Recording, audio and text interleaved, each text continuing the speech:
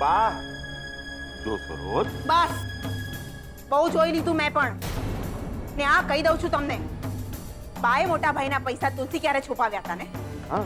અને એ જ પૈસાને તુલસી ક્યારેથી આપણા પલંગ નીચે તમે છુપાવ્યા. બધી ખબર છે મને, બધી ખબર છે. પણ તમને નહીં ખબર હોય કે એ જ પૈસાથી હું જ તુલસી ક્યારે મૂકી આવી. નહીં તો આ ચાર ચોપડી તમને બધાયને જેલની ચક્કી પીસાવડાવશે. અને એ પણ પૂરા 14 વર્ષની. મારી આ 4 ચોપડી મેટ્રિક પાસ થઈ ગઈ. એ ભગવાન, આ જ્યોતિ બની જ્વાળા મારા જ ઘરમાં રિલીઝ કરવી હતી તમારે.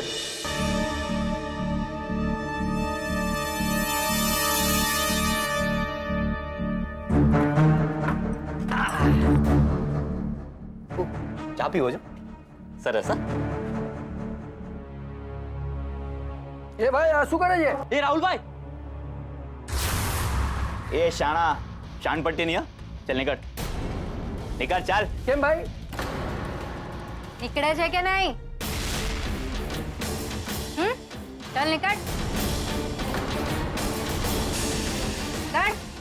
નીકળ નીકળ નીકળ. નીકળો.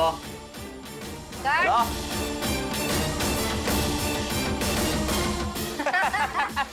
ડરી ગયા.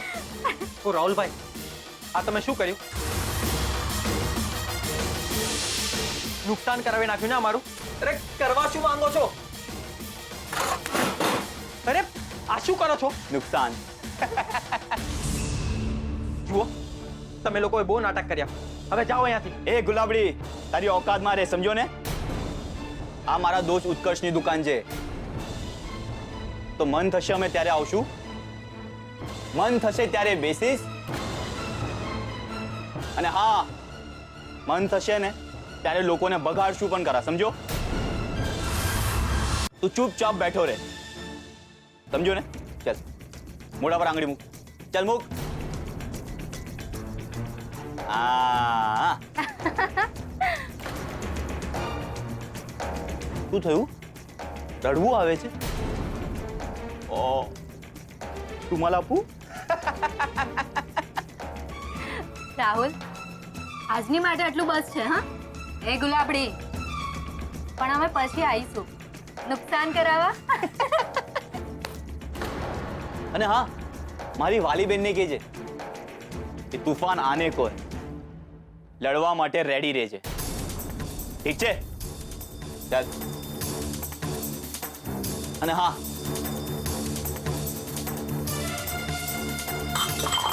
અરે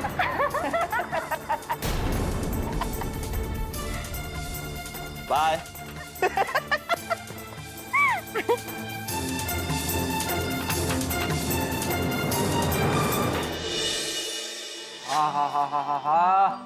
શું સુગંધ આવે છે મમ્મી. આલે વાહ વાહ વાહ, હમણાં જ ખાઈ લો બધા. ઉભો રે, ગરમ છે. હું તો મજાક કરતો હતો. બાકી ખરેખર તારા હાથના આ ભજીયા ખાવાની મજા જ કંઈક અલગ છે. આ મસ્કા મારવાનું રહેવા દે.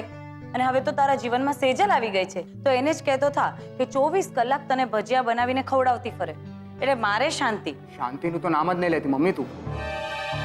પેલા શાંતિલાલ શાહને કારણે જ આ બધી અશાંતિ ફેલાઈ ગઈ છે. ને એમાં સેજલનો સ્વભાવ તો ખબર જ છે ને તને. એકવાર જો એનું માથું ચસકી ગયું તો ભજીયા ભજીયા બધું ગયું સાઈડ પર. ઉકળતું તેલ મોઢામાં રેડી દે એમાંની છે. ના હા, એવી નથી મારી સેજલ. લે, હા તો આવી ગઈ. આવ બેટા, અરે તું પણ ગરમ ગરમ ભજીયા ખા. ના, જરાય નહીં. સેજલ ગમે તેટલું કહે કે ये भजिया मुझे दे दे ठाकुर, पर आज ये ठाकुर भजिया नहीं देगा, मतलब नहीं देगा. જાને હવે. હા બેટા, કેમ છે બેટા તું? મને ગમ્યું કે તું આવી. બાકી નવા વર્ષના દિવસે જે કંઈ થયું પછી મારી તો હિંમત જ નહોતી ચાલતી કે તને ફોન કરીને ઘરે પાછી બોલાવું.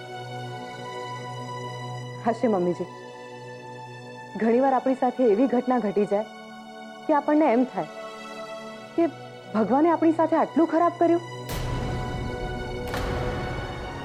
પણ પછી સમજાઈ જાય કે જે કાંઈ પણ થયું એ જ આપણા માટે શ્રેષ્ઠ હતું. જેમ કે આ બંગલાની ફાઇલ. આ લે રૂપેશ, અને આમાંથી બને એટલું જલ્દી મારું નામ કઢાવી નાખ. સેજલ, તું હજી આ ફાઇલ પર જ અટકી છે? તું મને એમ કે તું અને હું આપણે શું અલગ છે? નહીં ને? તો પછી આ બંગલો તારા નામે હોય કે મારા નામે, શું ફરક પડે છે? જો ફરક ના પડતો હોત તો હું અહીંયા આવી જ ના હોત રૂપેશ. મને લાગે છે કે આપણા લગ્ન લેવાય એના પહેલા તારે આ કામ પતાવી નાખવું જોઈએ, નહીં તો પછી મારે વિચારવું પડશે.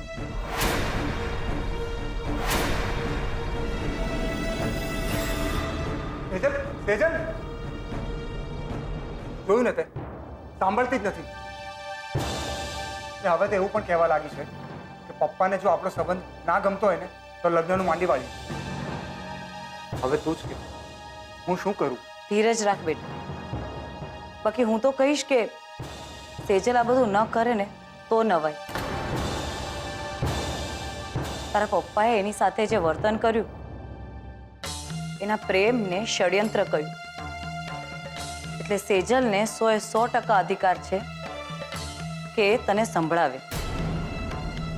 પોતાના સ્વાભિમાનને ટકાવવા માટે આ ફાઇલ સંઘવી પરિવારના મોઢે મારે. પણ મમ્મી, હું ખરેખર એ બંગલો સેજલના નામે જ રાખવા માંગુ છું. તો રાખ ને, હું ક્યાં ના કહું છું, પણ આપણા કારણે કોઈની દીકરી દુઃખી થાય ને એવું આપણાથી ન કરાય.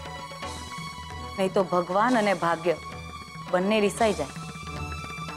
સમજ્યો?